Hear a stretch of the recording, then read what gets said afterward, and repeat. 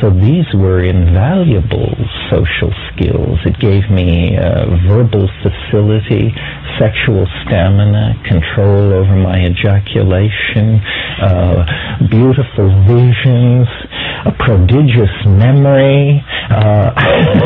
It did everything but suppress appetite, which it certainly did not do.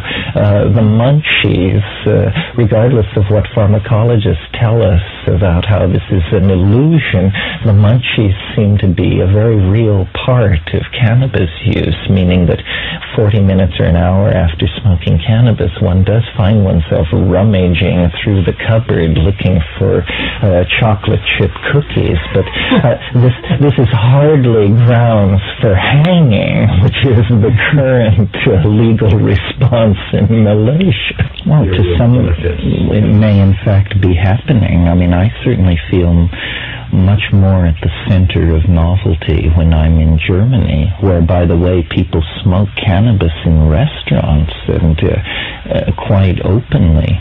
The United States seems to be on a kind of fundamentalist religious bender that and its attitude toward women's reproductive rights and drugs and all these things that is making us a kind of pariah in the first world. I mean, we represent values which are incomprehensible to educated Europeans.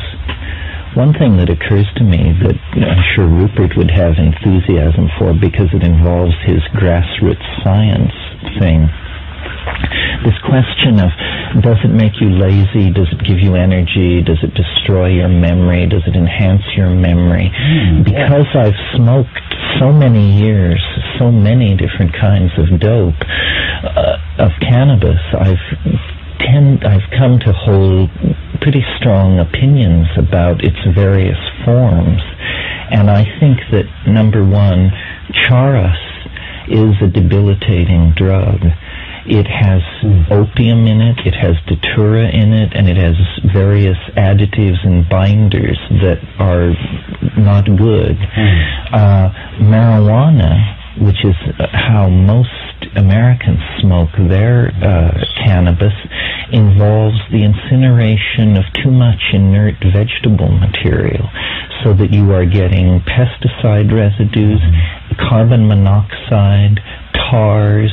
All of these things are complicating the question of what does cannabis do.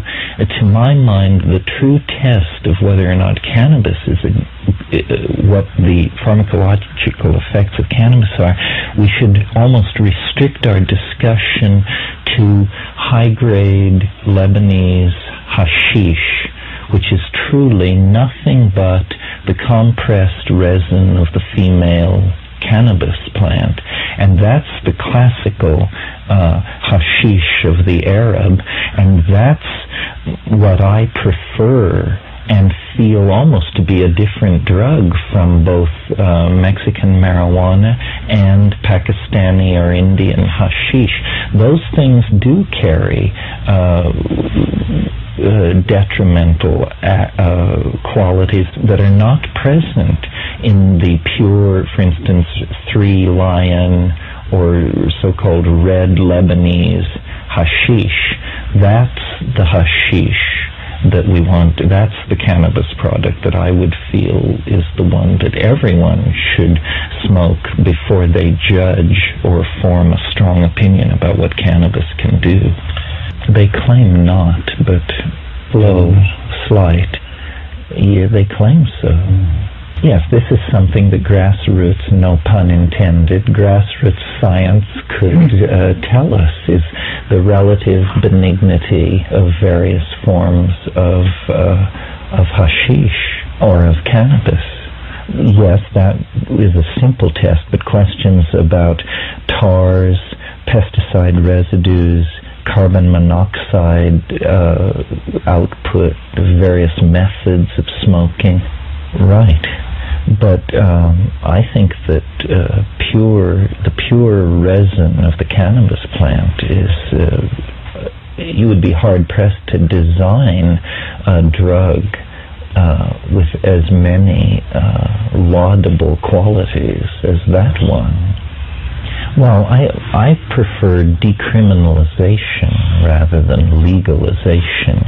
I don't think we need to simply say that any entrepreneur can invest in land, plant cannabis, patent a brand name, and begin to sell it on the open market.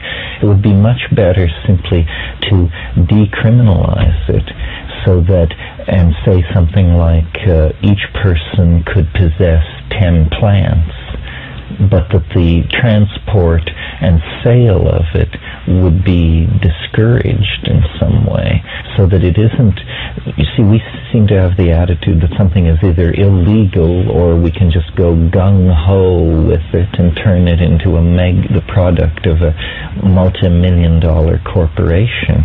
It would be much better to just say that the possession of small amounts of cannabis for personal use pose no threat to society, and leave it at that. Well, you would find a way, just as one finds a way today. Yes, although I don't find it difficult to get red Lebanese. The only thing I would hope is that we might get a price break if it were decriminalized. It's currently being sold because it's an illegal commodity. It's being sold at enormous market for what it costs to produce it, and this might be something. Well, but then you have these problems which Rupert is pointing out, that once more it's handed over to Madison Avenue to be turned into something where they can't simply say it's available to those who want it. I was recently in downtown New York City, and I examined a pot garden that would have been the envy of any resident of Humboldt County. Well, probably this would come.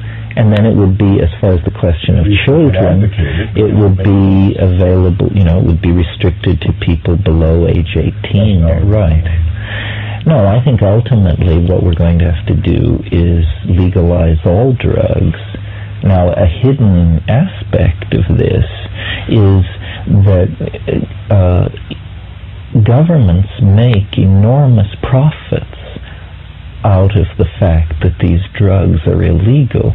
A harmless drug like cannabis, the interdiction, eradication, and the mafias which move it are all spun into government policy. I mean, governments have always been, and continue to this day to be, the major purveyors of drugs worldwide. So really, another factor mitigating the drive to legalize cannabis is where then would the CIA obtain, it would eat into its ability to finance the various rebel armies, front organizations. Yes, but what other way? I mean, for instance, when the mullahs took over in Iran and gained control of the Iranian opium trade, the CIA turned to cocaine and brought on the crack epidemic of the 1980s. So governments would the government then create new synthetic drugs like ice and then peddle them to the public? Well, this is just something to realize, that governments, you see, wrap themselves in a mantle of righteousness and tell us just say no. But in fact, governments are making millions off the illicit, billions off the illicit drug trade. The entire Mujahideen resistance to the Soviet occupation of Afghanistan was financed with the connivance of the CIA. Hashish was being unloaded on the docks of San Francisco in broad daylight by the metric ton at the height of the Afghan war. We've never been able to get Afghani hash of such quality as we were able to get during the period when the CIA was keen that we buy it so that they could finance the armed resistance to the Soviet occupation. And the day the Russians left, the hashish market in Northern California collapsed catastrophically and has never been able to build itself back to previous levels.